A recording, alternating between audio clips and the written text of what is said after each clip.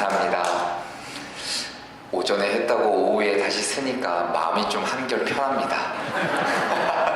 이제 보시기도 편하시죠? 네.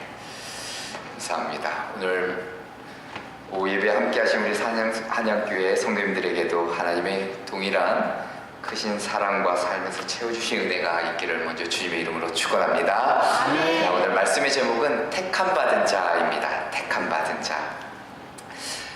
우리가 과거와 현재 그리고 미래에도 동일하게 우리는 정체성에 관해서 질문하고 사색하고 묻게 될 것입니다. 인간 존재 자체에서 정체성을 찾았던 이 고대 철학, 그것을 비롯해서 종교적 차원에서는 정체성을 탐구했었던 그 중세 시대, 거기에서 이제 벗어나 개인의 자율성, 이성 중심으로 인식이 변화되었던 근대에 이르기까지 이제는 개인적 차원뿐만이 아니라 사회적이고 심리적인 맥락에서도 이 정체성이라는 것은 인간이 살아감에 있어서 중요한 질문 가운데 하나입니다. 내가 누구인지, 나는 무엇을 위해 살아가야 되는 것인지, 그리고 내가 사랑받을 만한 존재인지, 사람인지 끊임없이 묻게 됩니다. 자, 그리고 우리는 자신을 정의하기 위해 때로는 직업, 때로는 학력, 사회적 지위, 심지어 소셜미디어에 올라온 그 좋아요 숫자, 그거 가지고도 때로는 나 자신을 정의하곤 합니다. 내가 그만큼 남들이 알아주고 나는 유명한 사람이야. 자, 그런데 자신의 가치를 타인의 평가 그리고 세상의 성공에서 찾으려는 사람들은 필연적으로 공허함과 허탈함에 빠질 수밖에 없습니다. 자, 이런 논의의 중심에서 성경은 한결같이 하나님의 형상이나 택함 받은 자와 같은 본질적이고 영원한 정체성을 우리에게 일러주고 있습니다. 그러니까 세상에서 이야기하는 정체성과 그리고 성경에서 말하는 정체성에 좀 차이가 있다는 것이죠.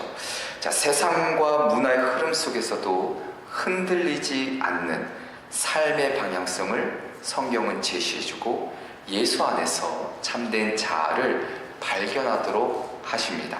자, 오늘 본문을 보시면 사도 바울이 우리에게 놀라운 진리를 하나 일깨워 주시는데, 자, 12절에는 무엇이라 얘기하냐면 너희는 하나님이 택하사 거룩하고 사랑받는 자라고 이야기합니다. 자, 이 표현을 우리가 조금만 원어로 좀 보면 이 택하사라는 단어를 보면 선택받은 자들을 의미합니다.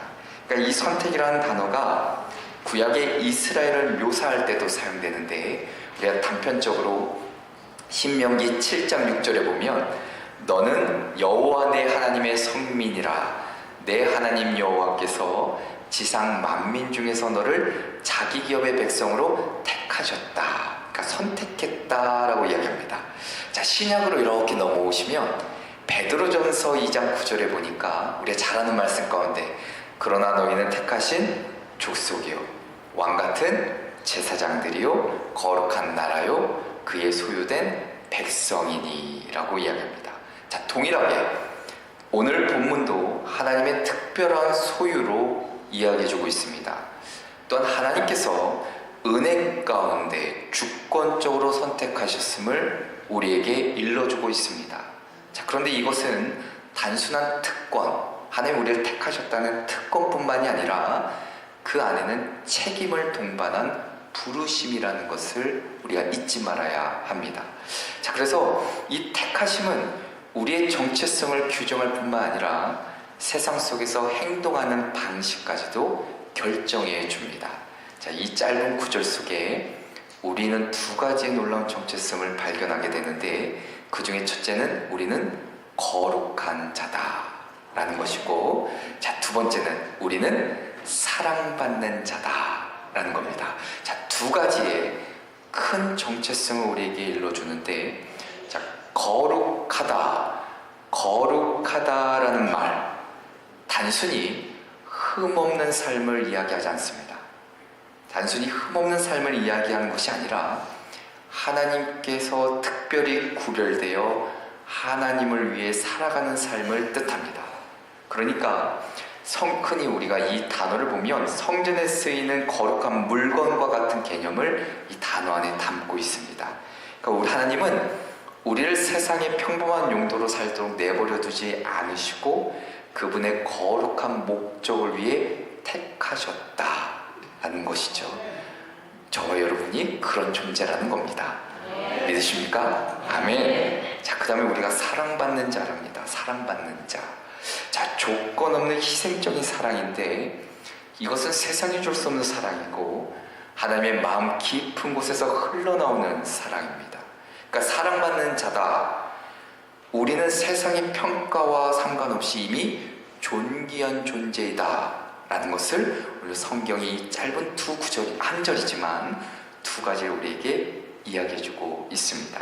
자, 그렇게 그리스도의 정체성은 어떤 성취, 어떤 물질적 소유에서 오는 게 아니라 하나님의 선택, 하나님의 사랑에서 비롯된다라는 겁니다. 자, 그래서 바울이 에베소서 1장 4절에 보면 무엇이라고 얘기하냐면 곧 창세전에 그리스도 안에서 우리를 택하사 우리로 사랑 안에서 그 앞에 거룩하고 흠이 없게 하시려고 라고 이야기합니다. 그러니까 구별된 삶의 모습을 기록하고 있는 것이죠. 자, 그러면 여기서 이제 우리가 중요한 질문이 이제 하나 남습니다. 하나님의 택함 받은 자이고 우리가 거룩한 존재라면 어떤 삶을 살아가야 되는가? 바울은 바로 오늘 본문에서 이 질문에 대한 명확한 답을 우리에게 들려주고 있습니다. 택함 받은 자들의 삶의 방식을 설명해주고 있는 겁니다. 이 말씀을 묵상하시면서 우리가 택함 받은 자로 저와 여러분이 어떻게 좀 살아가야 될까? 또한 세상 속에서 어떤 좀 영향력을 미치며 살아가야 될까? 좀 함께 살펴보고 기도의 제목을 얻고자 합니다. 그 첫째로는 그리스도의 품격, 옷을 입으라 이야기합니다. 그리스도의 품격을 입으라. 자, 옷을 입는다. 저처럼 이렇게 정장을 입고 왔는데 오늘 옷을 입는다는 표현은 단순히 겉모습의 변화가 아닙니다. 내적 변화를 포함한 의미를 담고 있습니다. 그러니까 팀 켈러 목사님이 뭐라고 얘기하냐면 옷이라는 것은 우리의 정체성을 보이지 않는 그 정체성을 외부로 드러내주는 상징이다 라고 이야기합니다. 자, 고대 로마 세계에서 옷은 신분과 지위를 뜻합니다. 그리고 현대사회에서 우리는 종종 브랜드, 명품, 스타일로 자신을 표현하려 합니다. 그러니까 옷이 단순히 몸을 가리는 도구가 아니라 사회적인 신분 그리고 정체성을 나타내주는 중요한 상징임이 분명합니다. 그러니까 매우 중요한 표현이죠. 그래서 바울이 여기서 다섯 가지를 이야기하고 있는 겁니다. 바울이 골로새 교인들에게 이러한 옷을 입으라고 권면한 것은 예수 그리스도 안에서 새롭게 변화된 존재임을, 너가 누군가? 하나님의 택한 백성이고 하나님의 거룩한 자임을 삶 속에서 증명하며 좀 살아갈 것을 원했기 때문입니다. 자, 그래서 우리가 입어야 될 5가지 옷이 있는데 좀 길지만 하나씩 좀 살펴보면 처음에 긍휼의 옷이라 이야기합니다. 긍휼의 옷. 어찌 보면 이 깊은 가슴 깊이 느끼는 동정이겠죠. 자, 이 단어를 출애굽기 34장 6절에서 어떻게 풀어 설명하냐면 이렇게 기록합니다. 여호와께서 그의 앞으로 지나시며 선포하시되 여호와라 여호와라 자비롭고 은혜롭고 노하기를 더디하고 인자와 진실이 많은 하나님이라. 하나님께서 이스라엘을 향해 보이신 자비와 사랑이 이 구절 안에 담겨 있습니다. 자, 근데 오늘날 우리가 긍휼을 이야기할 때 종종 약한 자를 위한 행위, 저 사람이 좀 안 돼 보이고 저 사람이 나보다 좀 덜 가졌고 좀 불쌍해 보이니까 내가 좀 도와줘야지. 자, 근데 바울의 가르침은 긍휼이란 그게 아닙니다. 인간이 모두 하나님의 형상으로 창조되었기에 그것을 인정하기 때문에 동등한 위치에서 상처받은 자의 고통을 내가 동일하게 고통을 느끼고 공감해주는 마음입니다. 그러니까 낮게 보는 게 아니에요. 자, 옆에 있는 분들 좀 보시죠. 하나님의 형상으로 지음받은 존재라는데 긍휼함이 느껴지십니까? 네. 자, 그러니까 이 긍휼의 옷을 입는다는 것은 단순한 감정이 아니라 상대방의 아픔, 필요를 실질적으로 채우는 행동이 포함되어 있습니다. 왜냐하면 옆 사람 얼굴 보세요. 하나님의 형상을 닮았기 때문에, 하나님의 형상으로 지음받은 존재이기 때문에, 그래서 긍휼을 베푸는 겁니다. 그래서 고통을 함께 공감해 주는 거예요. 그 고통을 덜어주려고 내가 무엇인가를 실천하려고 노력하는 겁니다. 우리가 긍휼을 입을 때 그러면 내 중심적인 사고에서 벗어나게 됩니다. 타인의 필요에, 타인의 아픔에 우리의 시선이 집중될 수밖에 없습니다. 그러니까 오늘날처럼 이 경쟁도 치열하고 분열도 상처받고 소외와 고독이 많은 시대에 그리스도인들은 어떻게 해야 되는가? 이 긍휼의 옷을 입으라 얘기합니다. 자, 그 다음에 자비옷이라 이야기합니다. 자비의 옷. 자, 자비의 옷인데 자비의 옷이라 이야기하면은 어떻게 좀 설명할 수 있냐면, 팀 켈러가 또 이것을 이렇게 설명합니다. 타인의 부족함을 정죄하지 않고 그 부족함을 채우기 위해 자신을 희생하는 사랑이다 이야기합니다. 조금 쉽게 얘기하면 단순한 선이 어떤 친절을 넘어서 다른 이에게 유익을 주는 아주 구체적인 행동을 뜻합니다. 자, 바울은 자비옷을 입으라 라고 명령하면서 그리스도인들이라면 내 유익보다 타인의 유익, 이익이 아니라 유익을 우선순위할 것을 명령합니다. 우리가 대표적으로 착한 사마리아의 비유를 들면 아마 쉽게 이해가 될 것 같습니다. 자, 우리가 자비옷을 입을 때 세상은 우리의 선행을 통해, 선행의 그 모습을 통해 하나님의 은혜와 사랑, 그 자비하심을 경험할 수 있다라는 것이죠. 자, 세 번째 옷은 뭐냐면 겸손의 옷입니다. 겸손의 옷. 자, 우리 겸손의 옷을 가만히 들여다보면 겸손이라는 단어 자체가 주는 부정적인 의미가 있습니다. 이게 왜 그러냐면 그 겸손이라는 단어 안에는 마음의 굴욕감이라는 뜻이 담겨져 있습니다. 이게 왜 그러냐? 당시에는 노예, 약자의 덕목으로 여겨졌기 때문입니다. 이 겸손이라는 게 그래요. 내가 노예이기 때문에, 내가 종이기 때문에, 내 약자이기 때문에 그냥 겸손 이렇게 낮추는 거예요. 그래서 조금은 부정적인 의미가 그 안에 있습니다. 자, 근데 이게 신약에 딱 넘어와서 예수 그리스도의 성품으로 정의될 때 빌립보서 2장 5절 이하에 보면 예수님이 자기를 낮추어 십자가에 달리신 겸손이 바로 그 우리가 가져야 될 겸손의 본보기로 기록되어 있습니다.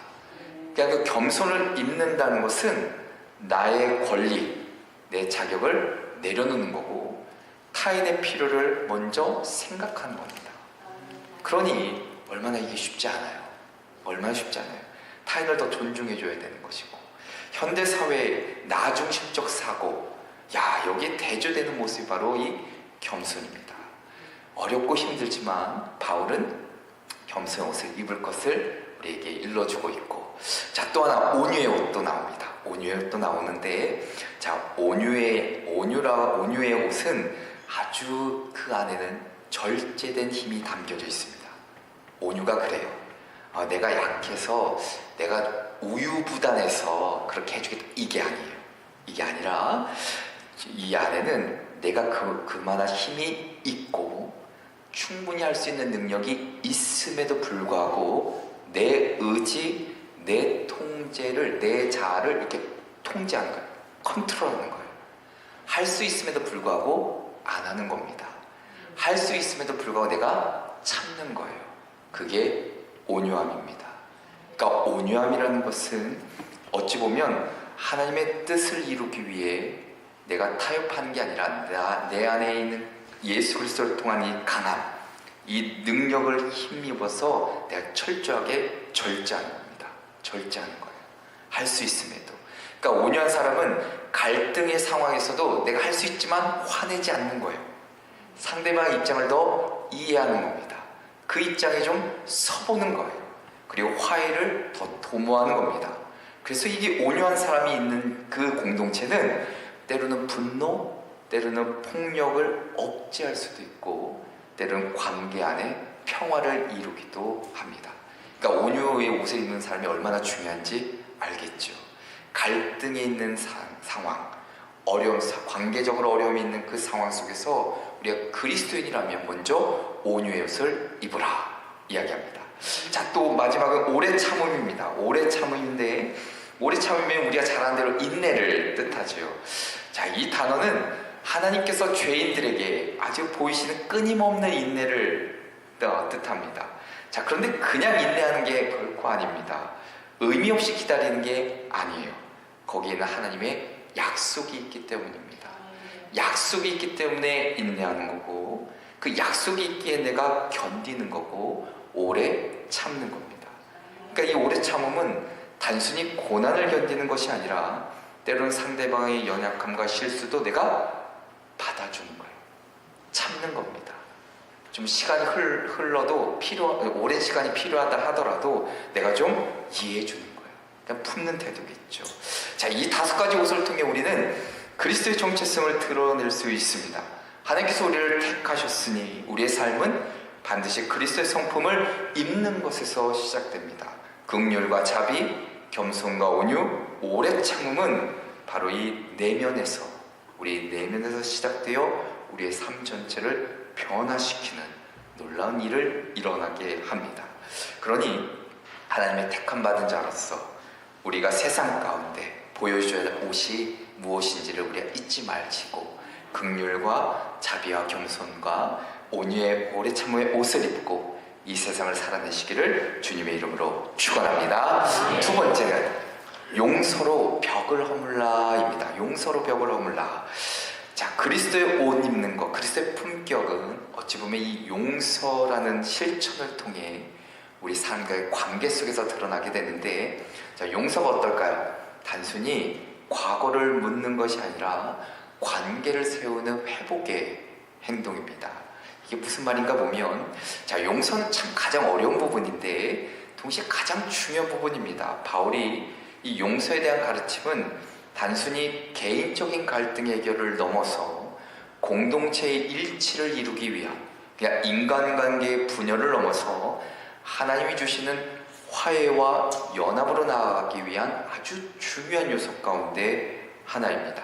자, 13절 오늘 말씀을 보시면 뭐라고 기록되어 있냐면, 누가 누구에게 불만이 있거든 서로 용납하여 피차 용서하되 주께서 너희를 용서하신 것 같이 너희도 그리하고. 자, 바울이 용서를 단순한 인간적인 기준으로 제시하지 않습니다. 뭐라고 얘기하냐면, 주께서 너희를 용서하신 것 같이 너희도 그리하고. 자, 용서의 기준이 누구시죠? 예수 그리스도. 용서의 기준이 예수 그리스도에게 두었습니다.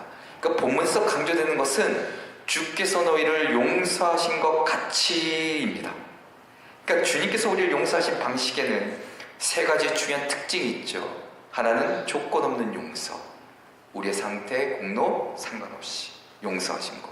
그리고 두 번째는 완전한 용서, 주님은 우리의 모든 죄를 기억하지 않으신다 약속하셨죠. 그리고 관계 회복을 위한 용서입니다. 주님의 용서는 우리를 하나님과 화목하게 하려는 목적을 가지고 있습니다. 그러니까 예수님의 용서라는 것은 우리의 죄, 허물을 뛰어넘는 희생적인 사랑이 그 안에 담겨져 있습니다. 참 재미있는 것은 용서라는 말, 그 말의 그 헬라어 어근을 이렇게 보면 카리조마이라는 단어를 씁니다. 카리조마이, 어디서 많이 들어본 단어 같죠? 뭘까요? 카리조마이, 카리스. 우와, 그렇죠? 은혜를 베풀다라는 뜻이 담겨 있습니다. 그러니까 이것은 우리에게 합당하지 않은 은혜를 주신 하나님을 설명해주고 있죠. 자, 그렇게 용서의 핵심은 무엇인가? 상대방의 행동에 따라 달라지는 게 아니라 내게 주신 은혜에 근거한 결단입니다. 야, 이 말이 참 쉽지 않지만 우리가 용서할 수 있는 능력 또한 인간적인 의지나 노력에서 비롯된 것이 아니라 하나님의 은혜가 있기에, 하나님이 나를 용서해 주셨기 때문에 내가 타인을 용서할 수 있는 겁니다. 그러니까 저 사람이 나한테 와서 싹싹 빌고 저 사람이 나한테 그 해코지한 것도 다 갚아서 용서해 주는 게 아니라 하나님이 나를 조건 없이 완전하게 용서해 주셨기 때문에 나도 저 사람을 용서해야 된다. 쉽지 않죠. 쉽지 않습니다. 왜냐하면 여기서 제 이야기를 잠깐 하면 저는 형이 하나 있습니다. 이야기도 혹시 유튜브로 나가나요? 나가나요, 유튜브로? 갑자기 말문이 막혔습니다. 용서했으니까. 저희 우리 형은 가족을 너무 사랑합니다. 이런 좋은 말로 시작해야 되겠죠? 너무 사랑하는데 젊을 때 참 많은 일을 버렸습니다. 버려서 저희 집이 참 많이 어려움을 겪을 때가 있었습니다. 이렇게 겉으로 봤을 때는 그냥 뭐 보통 살았겠다 싶지만 이렇게 집이 없을 때도 있었고 그럴 때가 힘든 여정이 있었습니다. 그때 저는 그것이 다 형의 잘못이다 라고만 생각했어요. 그래서 참 오랫동안 제가 형에 대한 미움이 있었습니다. 오랫동안.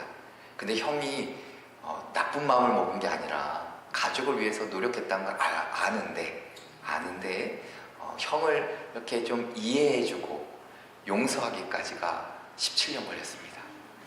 오래 걸렸죠.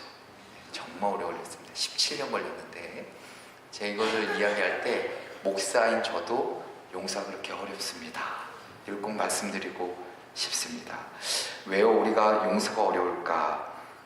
어찌 보면 용서를 어렵게 여기는 그 이유 중에 하나는 자기 방어 기제다라고 누군가가 심리학자가 이야기합니다. 용서는 상처를 준 사람에게 저 사람이 나에게 상처를 줬는데 내가 다시 그 사람에게 마음을 열어야 되기 때문에 그래요. 그래서 더 힘든 거예요. 마음 깊숙이 갈등과 불안이 아직 해결되지 않았는데 그럼에도 불구하고 다가가야 되는 것이고 받아줘야 되기 때문입니다. 특히 불의를 경험한 사람에게 용서는 어찌 보면 약자처럼 느껴질 수도 있습니다. 하지만 골로새서 말씀은 용서를 결코 약함이 아닌 강함의 증거로 이야기해 줍니다. 그리고 관계를 세우는 능력으로 이야기해 주고 있습니다. 자, 우리 가정 안에, 우리 교회 안에, 여러분들이 살아가시는 그 삶의 자리에서 때로는 우리가 용서 못할 사람 있죠. 생각나시는 분이 분명히 있을 겁니다. 단순히 우리가 그 관계의 갈등을 해결하기 위해 용서해 주는 것이 아니라 정말 하나님의 내가 은혜를 입은 자이기에 하나님의 성품을 내가 입고 있는 자이기에 오늘도 용기 있게 다가가 용서하셔서 하나님께서 원하시는 그 관계의 회복, 진정 화해가 있고 연합이 있고 용서가 있는 그런 삶을 살아내시기를 주님의 이름으로 축원합니다. 끝으로는 사랑으로 모든 것을 온전하게 하라 이야기합니다. 자, 바울이 14절에 무엇이라고 얘기하냐면 이 모든 것 위에 사랑을 더하라 이는 온전하게 매는 띠니라 말씀합니다. 자, 12절부터 시작된 말씀이 우리가 입어야 될 옷을 설명하고 13절에서는 용서로 이어지고 14절에서는 사랑으로 완성됩니다. 마치 이 사랑이 앞서 얘기한 이 모든 옷들, 그 용서까지도 이렇게 전체로 이렇게 묶는 띠로 설명하고 있습니다. 왜냐하면 사랑이라는 것은 모든 것의 완성을 이루는 핵심이기 때문이죠. 우리의 모든 사역도 마찬가지고 봉사도 마찬가지입니다. 헌신도 마찬가지죠. 사랑으로 우리가 매여 있을 때 비로소 온전해진다는 사실입니다. 14절에 보면 온전하게 매는 띠라 이야기입니다. 자, 그 당시 문화를 가만히 이렇게 상상해 보시면 로마 병사들이 이렇게 허리띠로 이렇게 쭉 매는 것을 상상해 보시면 좋을 것 같습니다. 병사가 이제 무장을 고정시키고 보호하는 장비 중에 이렇게 띠로 이렇게 맸는데, 자, 사랑이 온전하게 매는 띠라라는 바울의 비유는 아마 당시 사람들에게도 그렇게 이해가 어려운 내용으로 다가오지는 않았을 것입니다. 늘상 보아왔던 거니까 그 띠가. 그래서 사랑이라는 것은 긍휼과 자비, 겸손, 온유, 오래 참음, 그리고 용서를 한데 묶어내는 능력입니다. 그래서 고린도전서 13장에 보면 사랑이 없으면 아무것도 아닙니다 라고 단언하는 것은 각각의 덕목이 개별적으로는 대단히 중요하지만 그 정점에는 무엇이 있는가? 사랑이 필요하다는 것이죠. 자, 그러나 우리가 기억해야 될 14절의 사랑은 단순한 감정, 그 표현이 아닙니다. 자기 희생적인 사랑이에요. 하나님께서 그리스도 안에서 우리를 사랑하신 방식입니다. 자, 우리가 하나님으로부터 받은 사랑은 나에게만 머무는 것이 아니라 관계를 통해 전해져야 됩니다. 바울은 골로새 교회가 이 사랑을 통해 서로 연합하고 온전히 하나될 수 있음을 이야기해주고 있습니다. 자, 그래서 용서가 필요한 겁니다. 관계가 회복되어야 그들에게 사랑을 온전히 전할 수 있기 때문이죠. 서로를 품고 하나됨을 이루는 완전한 연합을 위해 필요한 요소가 바로 이 사랑이라 할 것입니다. 고린도서 3장 12절부터 14절은 분명 하나님께서 우리를 택하시고 부르셨음을 상기시킵니다. 우리는 하나님의 택함 받은 자로 그분의 성품을 닮아가야 되죠. 그리스도의 옷을 입고 용서로 서로를 세우고 관계를 회복시키며 사랑으로 모든 것을 완전하게 하는 삶을 살아내셔야만 합니다. 마지막 이야기를 하나 드리고 말씀을 마무리하려고 하는데, 자, 베드로가 예수님을 부인하고 이제 다시 고기잡이로 들어가죠. 예수님 부활하신 이후에 베드로를 찾아갑니다. 베드로를 찾아가서 부인했던 베드로를 뭐라 하지 않으세요. 뭐라 하지 않으세요. 질책도 하지 않으십니다. 아마도 베드로는 조금 걱정했을 수도 있습니다. 예수님이 나를 보면 무엇이라 얘기할까? 너 배신했는데, 너 부인했는데 이런 나쁜 놈 이라고 들으면 어떡할까 걱정했겠죠. 근데 예수님은 베드로에게 내가 너 용서할게 라고 얘기하지 않으시고 그에게 사명을 주십니다. 자, 예수님이 보이신 용서는 참 위대하다 말할 수 있습니다. 어찌 보면 용서라는 것은 그 사람과의 신뢰관계가 다시 회복되는 순간이기 때문입니다. 그만큼 용서는 어렵지만 우리는 그것을 해내야 된다는 것이겠죠. 참으로 나라가, 참으로 우리의 가정이, 우리의 삶이 때로는 용서 못하고 때로는 갈등과 분열로 나눠지고 때로는 힘든 가운데 살아간다 할지라도 오늘 이 말씀을 통해서 다시 한번 우리 하나님이 나를 사랑해 주셨던 그 은혜, 그 빚진 자이기에 우리 역시도 그 사랑으로 용서해주고 보듬어 안고 이해해주고 더 나아가서 오늘 5가지 옷을 입고 이 세상에 내가 온전한 그리스도인이라 나의 정체성을 세상 만방에 증거하며 살아내시는 저와 여러분 되시기를 주님의 이름으로 축원합니다. 기도하겠습니다. 거룩하신 하나님 아버지, 오늘도 우리를 택하시고 거룩하고 사랑받는 자로 삼아주심을 감사를 드립니다. 긍휼과 자비, 겸손과 온유, 오래 참음의 옷을 입게 하시고 우리 안에 있는 분열과 불화를 용서로 녹여주시며 주께서 보여주신 그 사랑과 화평을 본받아 살아가게 하여 주옵소서. 우리의 연약함을 넘어 서로를 용납하고 주님께서 우리를 용서하신 것 같이 기꺼이 용서하며 그리스도의 사랑으로 모든 것을 하나 되게 하는 삶을 살아가게 하여 주옵소서. 오직 주님께서 입혀주신 은혜 옷을 입고 이 세상에 속해서 주님의 택함 받은 자로 빛과 소금의 역할을 온전히 감당할 수 있도록 인도하여 주옵소서. 예수 그리스도의 이름으로 기도합니다. 아멘.